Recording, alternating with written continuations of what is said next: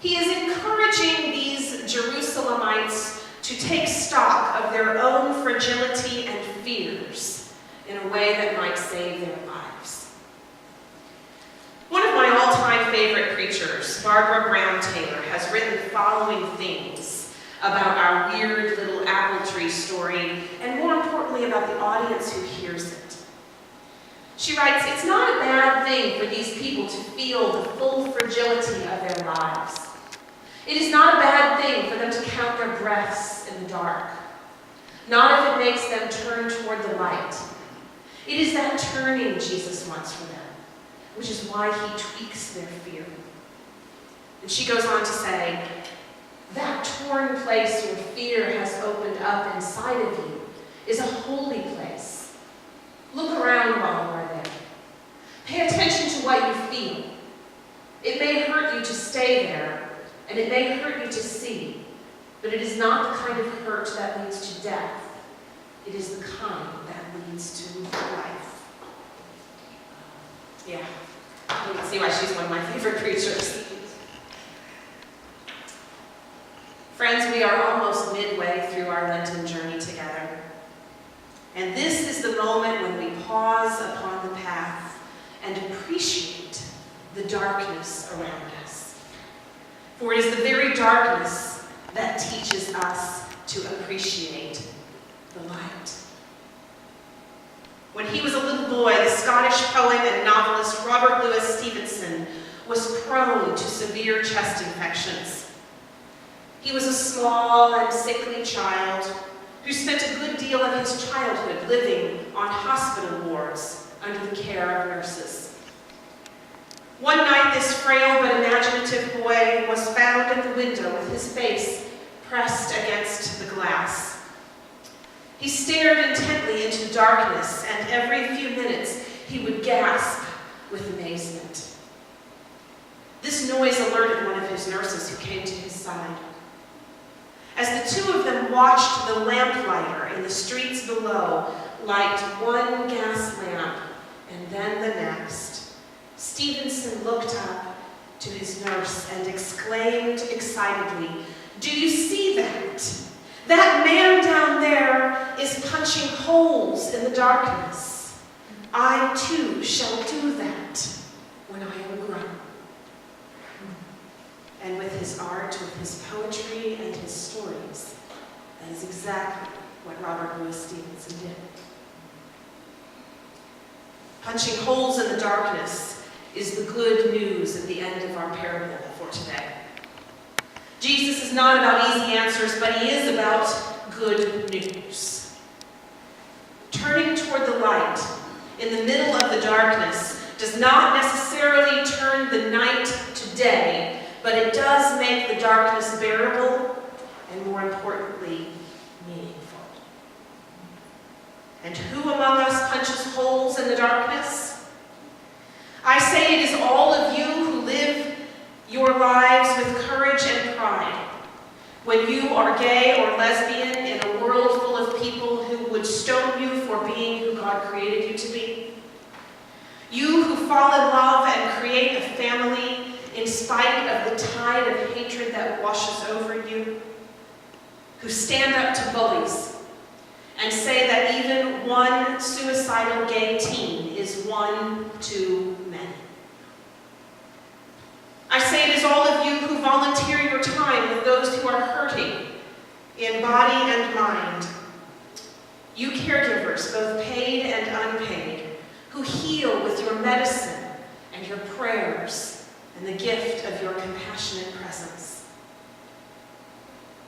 I say it is you, advocates for the voiceless and the homeless and the poor. You who envision a world in which no child goes to bed with an empty belly, no elderly person makes the impossible choice between food or medicine, and no young man dies in a tent on a frigid night behind the local Walmart store. I say it is you, environmental activists, who will not be quiet when the billionaires in the energy industry tell you that climate change is a myth and the burning of fossil fuels is harmless. You who recycle like nobody's business, who avoid plastic bags and water You who spend the extra money to buy a hybrid car when you could have spent that coin on a vacation.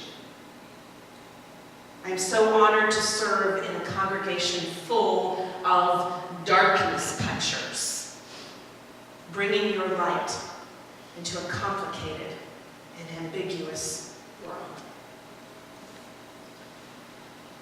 It is sometimes damned uncomfortable to venture into the dark crevice of uncertainty and ambiguity.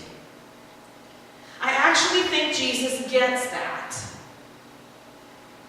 Imagine what it must have felt like to hear of the telling of Pilate's rage and bloodlust, knowing that in a few short weeks you yourself will stand trial before this despot.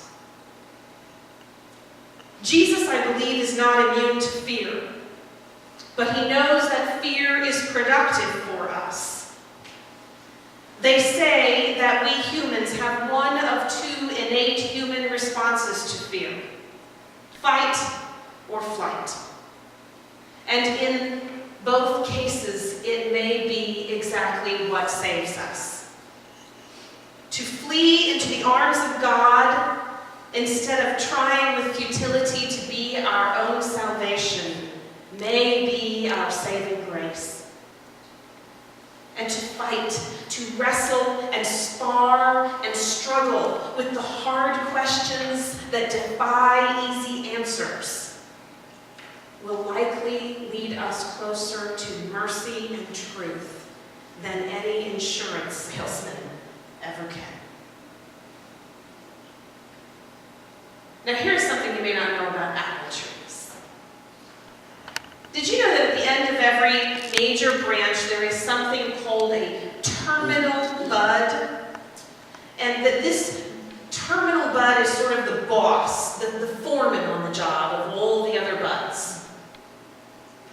It releases a chemical that flows via gravity down the branch, and it prevents the other buds from producing apples that will be too large for the branch to bear and too large for the tree to nourish.